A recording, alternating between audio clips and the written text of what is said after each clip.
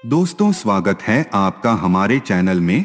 हम वीडियो को आगे बढ़ाएं उससे पहले हमारे चैनल को सब्सक्राइब करें और वीडियो को लाइक करें। अफगानिस्तान के साथ भारत का रिश्ता एक दशक या 100 साल पुराना नहीं बल्कि हजारों साल पुराना है।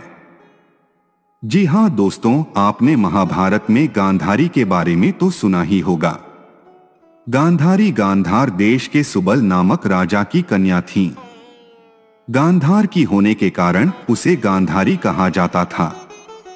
गांधार आज के अफगानिस्तान का एक क्षेत्र था जिसे आज कंधार कहा जाता है। गांधारी के भाई का नाम शकुनी था। शकुनी दुर्योधन का मामा था। तालिबान शासन ने अफगानिस्तान पर पूर्ण नियंत्रण कर लिया है।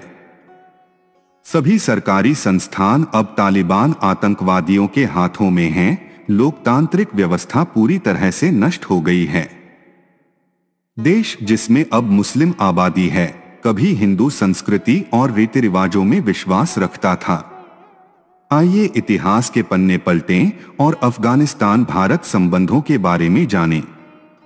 अफगानिस्तान के साथ भारत का रिश्ता एक दशक या 100 साल पुराना नहीं बल्कि हजारों साल पुराना है।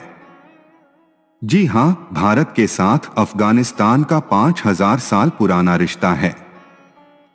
इतना ही नहीं, इतिहास का सबसे बड़ा युद्ध माने जाने वाले महाभारत के षड्यंत्र की शुरुआत भी यहीं से हुई थी। अगर अफगानिस्तान का संबंध महाभारत काल से है तो आइए जानते हैं ऐसी ही रोचक जानकारी। कंधार को पहले गांधार के नाम से जाना जाता था।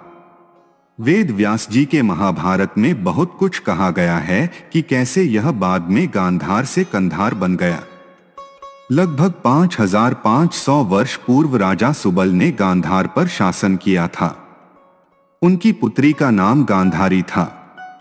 गांधारी का विवाह हस्तिनापुर के राजकुमार धृतराष्ट्र से हुआ था। गांधारी का एक भाई था जिसका नाम शकुनी था। अपने पिता की मृत्यु के बाद गांधार का पूरा राज्य शकुनी के हाथों में आ गया। जब भीष्म ने राजा सुबल के पूरे परिवार को नष्ट कर दिया तो शकुनी ने कौरवों और पांडवों के बीच युद्ध करके उसका बदला लेने के लिए पूरे हस्तिनापुर को नष्ट करने की साजिश रची। अपने 100 पुत्रों को खोने के बाद गांधारी ने गुस्से में आकर शकुनी को शाप दिया, गांधार के राजा, जिसने मेरे 100 पुत्रों को मार डाला, तुम्हारे राज्य में कभी शांति नहीं होगी। अब जबकि तालिबान ने एक बार फिर अफगानिस्तान पर कब्जा कर लिया है, गांधारी के उस श्राप को लेकर एक बार फिर चर्चाएं शुरू हो गई हैं। ऐसा कहा जाता है कि गांधार अभी तक गांधारी के श्राप से नहीं उठी है। कहा जाता है कि पांडवों की हार के बाद कौरवों के सैकड़ों वंशज अफगानिस्तान में बस गए। यहाँ उन्होंने अपने शकुनी मामा के गांधार प्रांत में शरण ली, जिसके बाद वे धीरे धीरे इराक और सऊदी अरब में बस गए। महाभारत काल के अंत के बाद बौद्ध धर्म धीरे धीरे यहाँ फैल गया। बौद्ध धर्म भी एशिया के कुछ भागों में तेजी से फैल गया। यहाँ से धीरे धीरे भगवान शिव की पूजा बंद हो गई और फिर बौद्ध धर्म के अनुयायी उनके धर्म का प्रचार करने लगे। मुस्लिम शासकों द्वारा कब्जा किए जाने से पहले इस पर कई मौर्य शासकों का शासन था। फिर 11वीं शताब्दी में महमूद गजनवी ने यहाँ अपना शासन स्थापित किया और इस प्रकार गांधार कंधार बन गया। इसे अब कंधार के नाम से जाना जाता है। ऐतिहासिक साक्ष्यों से पता चलता है कि उस समय के गांधार राज्य में वर्तमान उत्तरी पाकिस्तान का हिस्सा भी शामिल था। ऋग्वेद के अलावा उत्तर रामायण और महाभारत में गांधार शब्द का उल्लेख है। गांधार शब्द का अर्थ है गंध और गांधार का अर्थ है सुगंधित भूमि।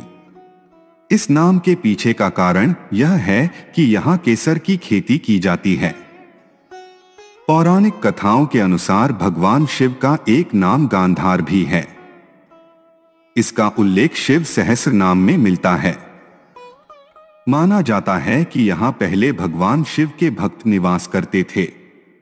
प्राचीन काल में उत्तर पश्चिमी पंजाब के कुछ हिस्सों को गांधार में मिला दिया गया था।